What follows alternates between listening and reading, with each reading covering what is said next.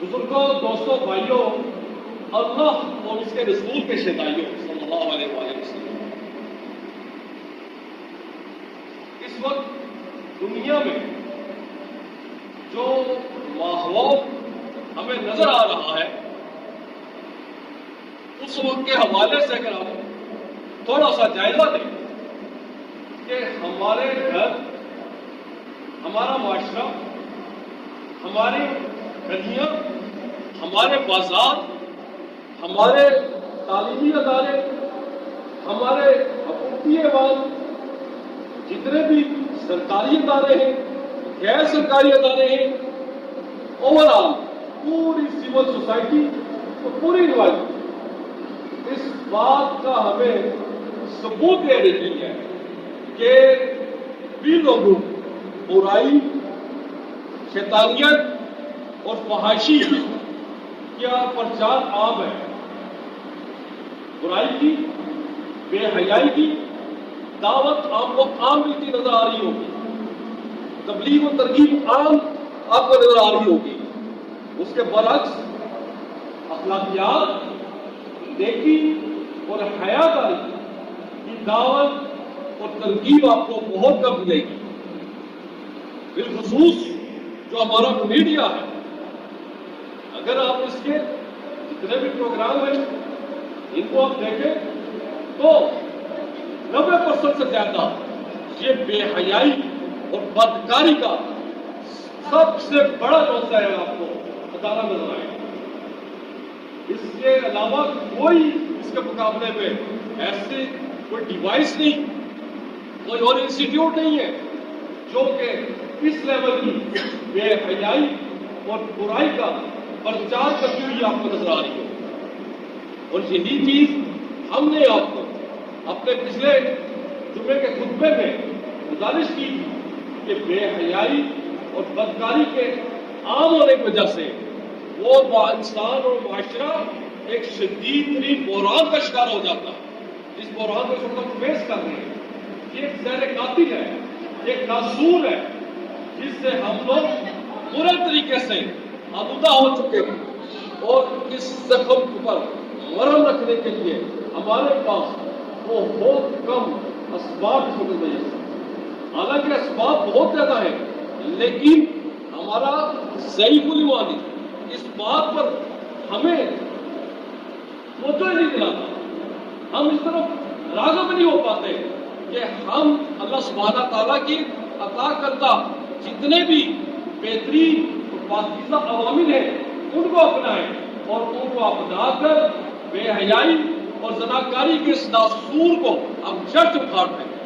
ایسا بالکل ممکن ہے، لیکن ہم اس طرف توجہ کم دیں، دنیا داری کی طرف اور دوسرے انتہائی لفظ اور بے مقصد کاموں کی طرف ہمارا ٹائم بہت زیادہ ضائع ہوتا ہے، لیکن ہم اس پر خوش ہوتے ہیں۔ اور نیکی کا، حیاداری کا اور حیاداری کا اصول حاصل کرنے کے جتنے راستے ہیں، نیکی کے اصول کے جتنے بھی ابواب ہیں علم کے، ان کے اصول کے لیے ہمارے پاس ٹائم بہت کم ہے۔ یہ ہمارے لیے بہت دوبر ہو جاتے ہیں۔ اللہ کی ذات ہم پر رحم فرمائے کہ کیسے عجیب و غریب اور انتہائی ناقص اور تباہ کن راستے پر ہم جاتے ہیں۔ اس سے بچنے کے لیے ضروری ہے کہ ہم پوری نیک نیتی کے ساتھ ان عوامل کو اپنائیں جو کہ اللہ تعالیٰ نے بتائے ہیں، جو کہ نبی کریم صلی اللہ علیہ وسلم نے ان کی رہنمائی کی ہے، کہ جن پر عمل پیرا ہو کر ہم ایک پاکیزہ معاشرے کی تشکیل کر سکتے ہیں۔ اس میں جتنے بھی عوامل ہیں ان میں پہلے نمبر پر چیز جو ہمارے نزدیک ہے وہ ہے نکاح، کہ نکاح کو عام کیا جائے۔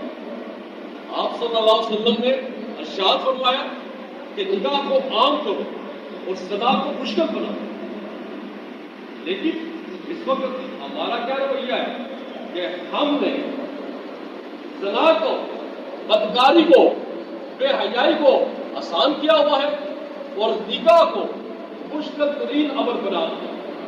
حالانکہ نکاح ہمارے پونے ہوا کے دور سے لے کر اور وہاں کی تعلیمات کی روشنی میں بہت آسان ہے، لیکن ہم نے کیونکہ فنون اولیٰ سے تعلیمات حاصل کرنا چھوڑ دی اور نئے دور کے تقاضوں سے اپنے آپ کو ہم اہم کرنے کے لیے اس کی آڑ لے کر ہم نے نکاح کو مشکل بنا دیا۔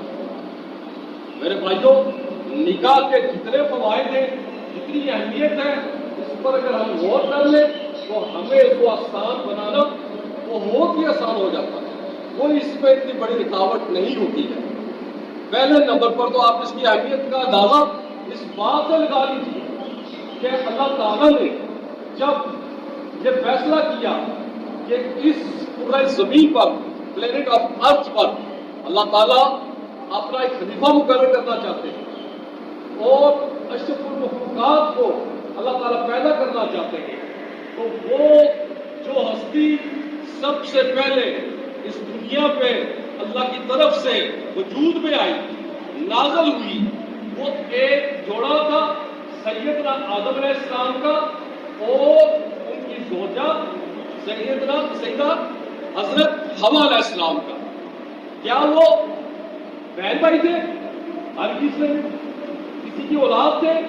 ہرگز نہیں۔ کیا ان کے والدین تھے؟ ہرگز نہیں۔ وہ کیا تھے؟ میاں بیوی تھے۔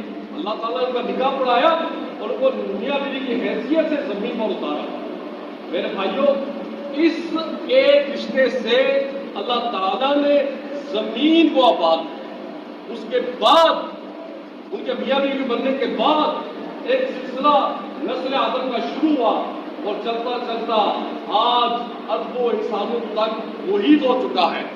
لیکن اس تمام تر آبادی کی جو بنیاد ہے وہ حضرت آدم علیہ السلام اور حضرت حوا علیہ السلام کا میاں بیوی کا جوڑا تھا۔ چنانچہ آج کے دور میں جو کوئی بھی نکاح کو عام کرنے کی کوشش کرے گا، میاں بیوی کے رشتے کو مضبوط بنانے کی کوشش کرے گا، اس رشتے کو ترویج دے گا، وہ گویا کہ انسانیت کی جو بنیاد ہے اس کو مضبوط کر رہا ہوگا۔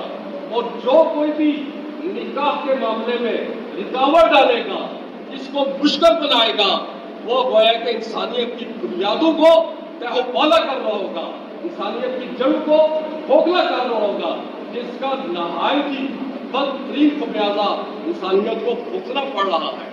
آج آپ دیکھیں کہ مغرب کی دنیا جہاں پہ سائنٹیفک پوائنٹ آف ویو سے اور مادی نقطۂ نظر سے بہت زیادہ ترقی ہو چکی ہوئی ہے، ایسے بڑے بڑے جو انہوں نے سائنس کے میدان میں کمالات دکھائے، جس سے پوری انسانیت اس وقت مستفید ہو رہی ہے، اس کی تفصیل میں ہمیں جانے کی ضرورت نہیں ہے۔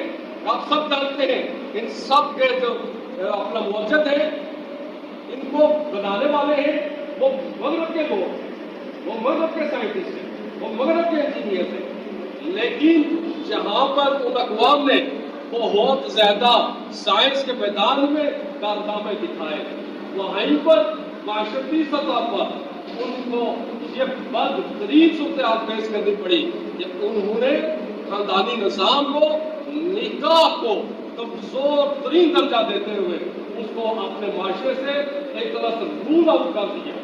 آج وہاں پہ جو آبادی پائی جاتی ہے 50% بلکہ 60-70-80% لوگ ناجائز مراد ہیں۔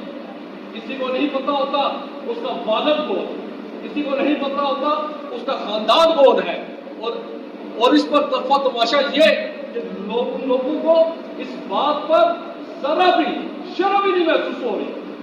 وہ اس چیز کو بھی بڑے عام سے انداز میں بیان کرتے ہیں کہ استغفر اللہ، کہ ہمیں تو ہمارے باپ کا نہیں پتا، ہم نعوذ باللہ حرامی ہو رہا ہے۔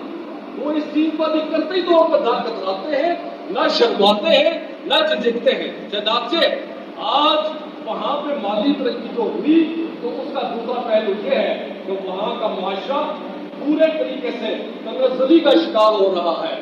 مجھے اس موقع پہ یاد آ رہا ہے کہ رشیا کا ایک سابق صدر میخائیل گورباچوف، اس نے کتاب لکھی تھی اور اس میں اس نے لکھا تھا کہ آج مغربی اقوام نے عورتوں کو آزادی دینے کے نام پر جس طرح سے گھروں سے باہر نکالنا اور نکاح جیسے عظیم ترین سکون کو اپنے معاشرے سے ختم کیا، اس کا نتیجہ یہ نکلا عورتیں گھروں سے باہر نکل آئی، کام تو کرنے لگ پڑی، لیکن اس سے ہمارا خاندانی نظام تباہ و برباد کر ڈالا ہے۔ آج ہماری نسلوں کو پتہ ہی نہیں ہے کہ ہمارا والد کون تھا، ہمارا دادا کون تھا، ہمارا خاندان کون تھا، اس بات کا ہماری نسلوں کو بالکل علم ہی نہیں ہے۔ تو یہ تباہی اور بربادی وہاں کے بڑے بڑے جو تھنک ٹینکس ہیں، بڑے بڑے جو مفکر ہیں، وہ بھی محسوس کر رہے ہیں، لیکن حالات اس قدر اٹھو اور خراب ہو چکے ہیں کہ آپ ان کے کنٹرول میں نہیں رہے۔ جبکہ ادھر آپ ملاحظہ فرمائیں کہ دین اسلام یہ نکاح جیسے عمل کو باقاعدہ ترین عمل قرار دیتا ہے۔ تہذیب و تمدن کی بنیاد نکاح کا رشتہ ہوتا ہے، میاں بیوی کا رشتہ ہوتا ہے، اسلامی معاشرے کی بنیاد نکاح کا رشتہ ہوتا ہے۔ اس کے بغیر تو آپ کم از کم اسلامی معاشرے کا تصور ہی جگہ نہیں رکھ سکتے۔ اگر جہاں پہ نکاح کو جیسا پاکیزہ عمل وہ مسدود ہو رہا ہو، وہ کمزور ہو رہا ہو۔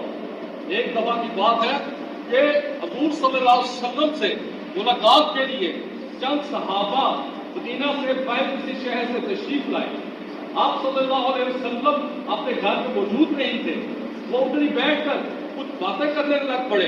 حضرت عائشہ رضی اللہ عنہا سے پوچھا کہ حضور صلی اللہ علیہ وسلم کے معمولات کیا ہوتے تھے؟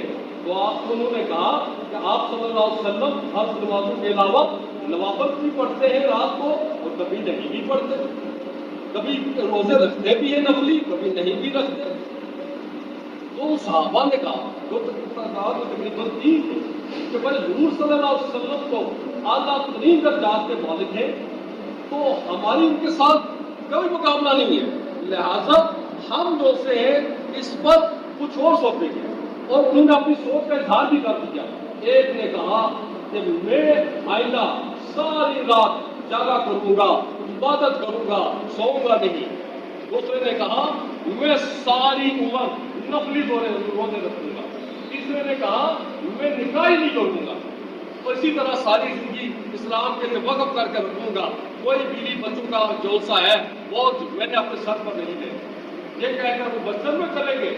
تھوڑی دیر کے بعد نبی کریم علیہ الصلوۃ والسلام گھر میں تشریف لائے تو سیدہ عائشہ رضی اللہ تعالیٰ عنہا نے ان سے پورا ماجرا بیان فرمایا، تو آپ علیہ الصلوۃ والسلام خاصہ جلال میں آ گئے اور فوراً مسجد نبوی میں تشریف لے کر گئے اور ممبر پر تشریف فرما ہوئے، اور آپ علیہ الصلوۃ والسلام نے صحابہ کرام سے فرمایا کہ تم میں سے کون ہے جو خود سے بڑھ کر اللہ سے ڈرتا ہے؟ تم میں سے کون ہے جو خود سے بڑھ کر اللہ کی عبادت کرنا چاہتا ہے، اللہ کے ہاں زیادہ محبوب بننا چاہتا ہے؟ وہ کون ہے؟ یہ یاد رکھو کہ میں رات کے ٹائم اٹھ کر نمازیں بھی پڑھتا بھی ہوں اور نمازیں نہیں بھی پڑھتا، رات ہی رات کو کچھ دیر کے لیے سوتا بھی ہوں اور کچھ دیر کے لیے جاگتا بھی ہوں، میں نفلی روزے رکھتا بھی ہوں اور نفلی روزے نہیں بھی رکھتا، اور میں نکاح بھی کرتا ہوں، میری بیویاں بھی ہیں۔ کون ہے جو کہتا ہے کہ میں نکاح نہیں کرتا؟ یاد رکھو کہ نکاح کرنا میری سنت ہے، نکاح کرنا میری سنت ہے، جس نے میری سنت کو چھوڑا وہ مجھ پہ سے نہیں۔ آپ اندازہ لگائیں کہ حضور صلی اللہ علیہ وسلم نے فرمایا کہ یہ ایک ایسی عظیم اور مبارک سنت رسول ہے جس کو چھوڑنے والے کے متعلق حضور صلی اللہ علیہ وسلم نے ارشاد فرمایا کہ وہ مجھ میں سے نہیں۔ اور دلچسپ بات یہ ہے میرے بھائیوں، آپ سب کے نوٹس میں یہ بات ہوگی، علم میں یہ بات ہوگی کہ جو نکاح ہے یہ نہ صرف حضور صلی اللہ علیہ وسلم کی سنت ہے بلکہ تمام انبیاء علیہ السلام کی سنت نکاح۔ ایک حدیث ہے نا کہ آپ صلی اللہ علیہ وسلم نے فرمایا کہ مسواک کرنا، تہجد پڑھنا اور نکاح کرنا یہ تمام انبیاء علیہ السلام کی سنت۔ یہ نکاح ایک حضور صلی اللہ علیہ وسلم کی انفرادی سنت نہیں ہے، تمام انبیاء علیہ السلام کی یہ سنت ہے، تمام صحابہ کرام اور اجمعین کی یہ سنت ہے، اور تمام اولیاء اللہ کی یہ سنت ہے، محدثین کی یہ سنت ہے۔ میرے بھائیوں یہ بہت ہی مبارک عمل ہے، لیکن ہم یہ سوچتے ہیں کہ آج ہمارا بچہ جس کا ہم نے مبارک بہت چھوٹا ہے اس کا نکاح کرنا ہے تو یہ سوچ کر ہم نکاح نہیں کرتے، ہم اس کا رشتہ نہیں کرتے کہ بھائی ابھی تو یہ پڑھ رہا ہے، ابھی بھی پڑھ کر فارغ ہوگا تو پھر اس سے نوکری کرنی ہوگی، کوئی جاب کرنی ہوگی یا کوئی بزنس کرنا ہوگا، تو جب تک یہ اپنے پاؤں پر کھڑا نہیں ہو جاتا اس کے رشتہ کرنے کا، اس کے نکاح کرنے کا سوال ہی نہیں پیدا ہوتا۔ حالانکہ ہم سب لوگ یہ بات جانتے ہیں کہ ہمارا ماحول اس قدر خراب ہو چکا ہے کہ اکثر ہمارے نوجوان مرد اور لڑکے لڑکیاں اس کبھی معاشرے میں خاص آلودہ ہو چکے ہوتے ہیں، کیونکہ ان کے پاس اس حوالے سے بہت سارے عوامل ہیں، اور لیکن والدین یہ سوچ کر کہ ہمارے پاس ابھی روزگار کے، ہماری جو معاشی صورتحال ہے اتنی مضبوط نہیں ہے کہ جس کی وجہ سے ہم اسے اپنے بچے کی شادی کر سکیں یا بچی کی شادی کر سکیں، لیکن دین اسلام کی جو تعلیمات ملتی ہیں وہ بالکل اس کے برعکس ہے۔ ایک بخاری شریف کی حدیث ہے، نبی کریم صلی اللہ علیہ وسلم ایک دفعہ مسجد نبوی سے باہر کھڑے تھے اور چند صحابہ بھی آپ علیہ السلام کے ساتھ کھڑے تھے، اتنے میں ایک خاتون آتی ہے جو صحابیہ ہوتی ہیں، وہ حضور صلی اللہ علیہ وسلم سے عرض کرتی ہیں یا رسول اللہ صلی اللہ علیہ وسلم، میں اپنے آپ کو آپ کے لیے وقف کرتی ہوں، آپ چاہے مجھ سے نکاح کر لیں یا چاہے مجھے اپنی کنیجہ لوڑی بنا لیں، آپ جس سسٹم میں چاہیں گے میں انشاءاللہ تیار ہوں۔ آپ صلی اللہ علیہ وسلم مختصر تائرانہ طور پر دیکھ کر اپنی نظریں جھکا لیتے ہیں، خاموش ہو جاتے ہیں، کوئی جواب نہیں دیتے۔ وہ صحابیہ دیکھتی ہے کہ آپ صلی اللہ علیہ وسلم کی جانب سے کوئی رسپانس نہیں ملا، تو چنانچہ وہ تھوڑی دیر مایوسی کے بعد وہاں سے جانا ہی چاہتی ہے کہ ایک صحابی کہتے ہیں جو آپ صلی اللہ علیہ وسلم کے ساتھ کھڑے تھے، یا رسول اللہ آپ ان کا نکاح میرے ساتھ پڑھا دیں، میں کروں گا ان کے ساتھ نکاح۔ آپ صلی اللہ علیہ وسلم کہتے ہیں تیار ہو؟ کہتے بالکل میں تیار ہوں۔ حالانکہ وہ صحابی نے صرف ایک چادر یہ رکھی تھی جو تہمت کے طور پر اڑی ہوئی تھی، اوپر سے ان کا بدن ننگا تھا۔ اب پھر آپ صلی اللہ علیہ وسلم نے اس صحابیہ سے پوچھا کیا تم ان کے ساتھ شادی کرنے کے لیے تیار ہو؟ انہوں نے کہا یا رسول اللہ بالکل میں تیار ہوں، آپ حکم کریں گے میں تیار ہوں۔ آپ صلی اللہ علیہ وسلم نے صحابی سے کہا ایسے کرو، گھر جاؤ اور گھر میں جو تمہارے پاس کوئی سونا چاندی کا کوئی زیور پڑا ہے وہ لے آؤ، یہ میں حق میں کر طور پر اس کو دوں گا اور اس کا نکاح تمہارے ساتھ پڑھا کر اس کو رخصت کر دوں گا۔ وہ صحابی کر گئے، پھر واپس آئے خالی یا رسول اللہ میرے گھر میں کچھ بھی نہیں ہے۔ آپ سے فرمایا پھر جاؤ دیکھو کوئی لوہے کی انگوٹھی پڑی ہو جسے آرٹیفیشل جوڑی کہتے ہیں وہی پڑی ہو، وہی تم لے آؤ، تو وہی دے کے اس کے ہاتھ پیر کے طور پر پیش کی جائے گی اور تمہارا نکاح اس کے ساتھ کر کے اس کو تمہارے ساتھ رخصت کر دیا جائے گا۔ وہ ثابت پارا کر گیا، پھر واپس آتا ہے تو خالی ہاتھ، یا رسول اللہ صلی اللہ علیہ وسلم میرے پاس تو لوہے کی انگوٹھی بھی نہیں ہے۔ آپ صلی اللہ علیہ وسلم نے فرمایا بتاؤ اب جب کہ تیرے پاس لوہے کی انگوٹھی بھی نہیں ہے، یہ تمہارے مالی حالات ہیں، تو اتنے بڑے وجود کو میں تمہارے والے کیسے کروں؟ صحابی نے جواب دیا صلی اللہ علیہ وسلم بالکل درست فرما رہے ہیں۔ یہ کہہ کے وہ خاموش ہو گیا، تو اس پر بھی تھوڑے مایوسی کے اثر طاری ہوئے تھے اور وہ جہاں سے جانا ہی چاہتا تھا۔ آپ صلی اللہ علیہ وسلم نے اس کو روک لیا اور پوچھا کیا تم قرآن نہیں پڑھتے؟ میں کیا تم پڑھتا ہوں۔ آپ صلی اللہ علیہ وسلم میں کیا تم نے قرآن میں یہ نہیں پڑھا کہ اللہ تعالیٰ فرماتے ہیں، جس آیت کا مفہوم یہ ہے کہ جب یہ لوگ پاکیزہ رہنے کی خاطر نکاح کرتے ہیں تو ہم اپنے فضل و کرم سے ان کے رزق میں برکت ڈال دیتے ہیں اور ان کو ہم غنی کر دیتے ہیں۔ کیا تمہیں آیت نہیں پڑھی؟ یا رسول اللہ بالکل پڑھی ہے۔ آپ سوچ رہے چلو ٹھیک ہے، اب میں تمہارے کے ساتھ نکاح پڑھاتا ہوں اور فلاں صورت ہوگی، یہ تم نے اس کو یاد کروانی ہے، عبادت کروانی ہے، یہی تمہاری طرف سے اس کا حق پیر ہو۔ چنانچہ آپ صلی اللہ علیہ وسلم اس کو نکاح پڑھا کے اس خاتون کو صحابیہ پر رخصت کر دیتے ہیں۔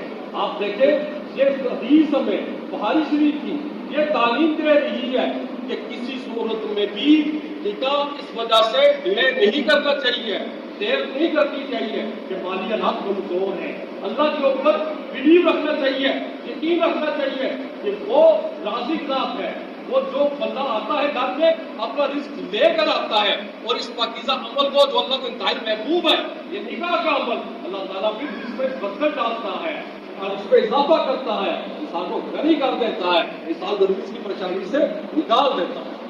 تو میرے بھائیوں، نکاح کے بہت زیادہ فائدے ہیں۔ یہ کس طرح سے اس کے مزید فائدے کیا ہے کیا اس کی حکمت ہے اور ایک اسلامی نکاح اس کا کیا طریقہ کار ہے، انشاءاللہ تعالیٰ اگلے جمعے میں ہم انشاءاللہ وہ بیان کریں گے۔ اللہ سے دعا ہے کہ اللہ تعالیٰ ہم کو حیاتاری کے جتنے بھی عوامل ہیں ان کو فروغ دینے کی اور ان کی قدر کرنے کی ہمیں توفیق عطا فرمائے اور بے حیائی بدکاری سے ہم کو اور ہمارے معاشرے کو محفوظ رکھے۔ واخر دعوانا الحمد للہ رب العالمین۔